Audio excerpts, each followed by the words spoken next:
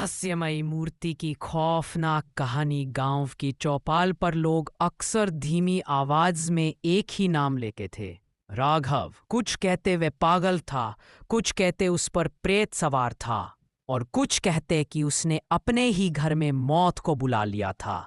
लेकिन हकीकत क्या थी, यह कोई साफ साफ नहीं बता पाता। राघव का परिवार साधारण था। पिता मूर्तिकार, माँ धार्मिक और घर संभालने वाली, और राघव उनका इकलौता बेटा। पिता की कला पूरे इलाके में मशहूर थी। मंदिरों में रखी उनकी मूर्तियां इतनी जीवंत लगती कि लोग कहते, इनमें जान बस जाती है। एक दिन पिता ने एक नई मूर्ति बनाई। वह देवी देवता की नहीं, बल्कि एक स्त्री के रूप की थी। चेहरे पर आधी मुस्कान, बड़ी बड़ी आंखें और लंबे काले बाल। देखने वाला ठहर कर उसे निहारता रह जाए। पिता ने गर्व से कहा, यह मेरी अब तक की सबसे खास मूर्ति है। राघव मूर्ति को देखते ही उसमें खो गया।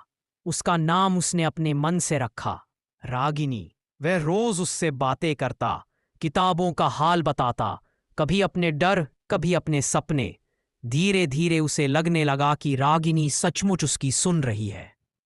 पहला डरावना अनुभव। एक बरसाती रात राघव ने महसूस किया कि बिस्तर पर कोई बैठ गया है। आंखें खोलीं तो पास में परछाई थी। सोचा पापा होंगे, पर रोशनी जलाते ही वहां सिर्फ रागिनी खड़ी थी, ठंडी आंखों के साथ। उसके होंठों पर मुस्कान थी, पर आंखों में अजीब सी चमक। इसके बाद अजीब घटनाएं शुरू हुईं। रात को कमरे में धीमी हंसी गूंजती, दरवाजा अपने आप खुल बंद होता, और कभी कभी किताबें फर्श पर गिर जाती। राघव समझ नहीं पा रहा था कि यह सब ख्वाब है या सच।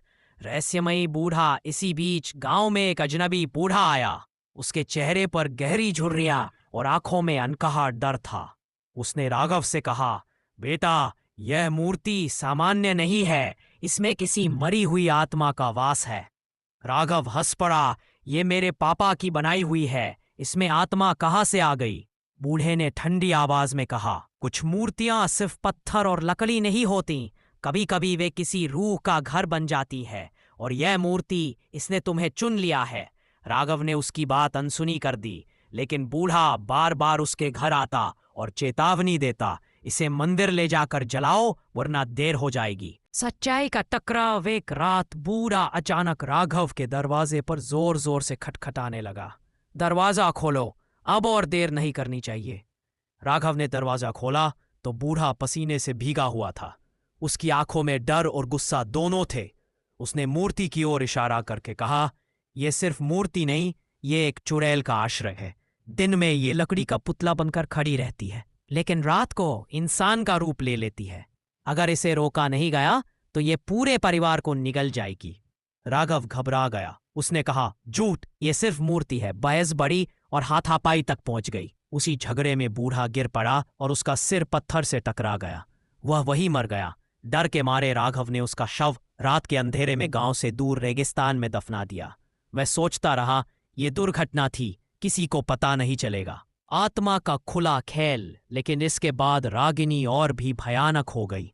अब वह राघव को सपनों में नहीं, जागते हुए भी दिखती। कभी रसोई में खड़ी होती, कभी उसके बिस्तर पर बैठी मिलती। माँ को भी अजीब लगता कि बर्तन अपने आप हिलते हैं, पर पिता चुप रहते।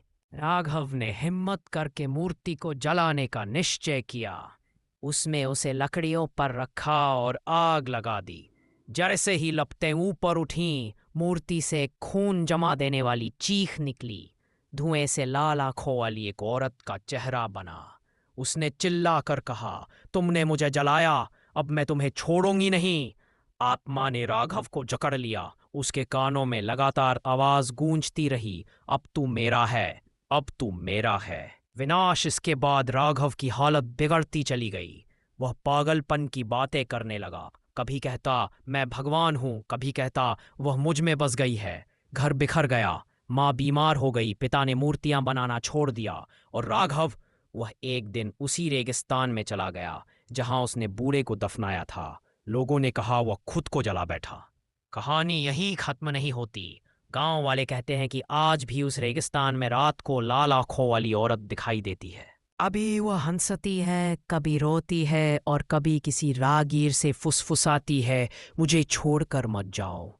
दोस्तों, अगर आपको यह डरावनी कहानी पसंद आई हो तो वीडियो को लाइक करें, अपने दोस्तों के साथ शेयर करें और नीचे कमेंट में लिखकर बताइए कि आपको कौन सा हिस्सा सबसे भयानक लगा। ऐसी ही और रहस्यमयी और सच्ची घटनाओं की कहानियां देखने के लिए चैनल को सब्सक्राइब करें और बेल आइकन दबाना न भूलें। अगली वीडियो में हम लेकर आएंगे और भी डरावनी कहानियां जो आपकी रूह तक कांपा देंगी।